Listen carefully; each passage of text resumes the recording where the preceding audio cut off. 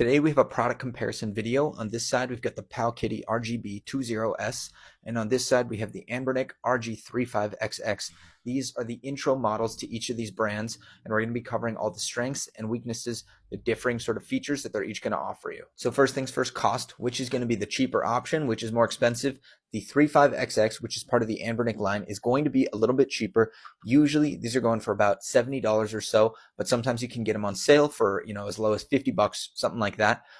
Whereas the RGB20S, the Powkitty line, this one usually starts around $60 for the smaller space version and around $80 for the larger space version.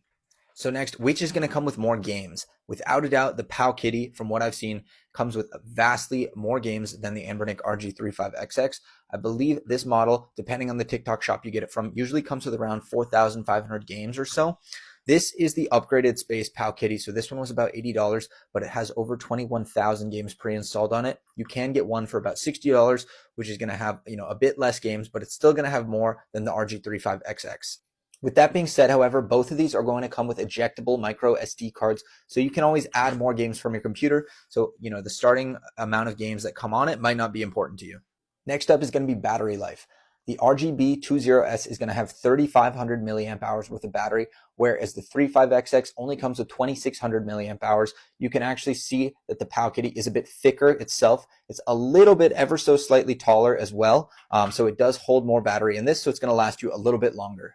So regarding the physical structure of these two consoles, they're going to have a few similarities, a few differences. As you can see, they both have 4 triggers on the back side. They're both going to have a volume rocker on the side. They have 2 slots, each of them, for micro SD cards. The only difference in the actual structure of these is that there's going to be joysticks on the Powkitty, whereas there's no joysticks on the RG35XX. If you were wondering what consoles are these emulators going to be compatible with, the RGB20S is actually going to give you a wider range of consoles that you can play on.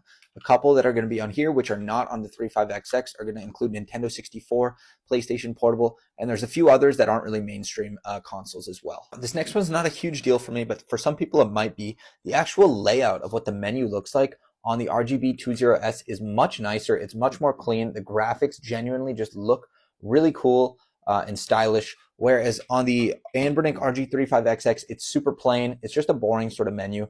So if that's important to you, the Powkitty is definitely going to have the leg up on that one. It's important to note that neither of these devices are Bluetooth or Wi-Fi compatible, so you can't connect an external controller, and there's no multiplayer on these. However, the Anbernic RG35XX does have an HDMI port in the top, so you can connect this to a television.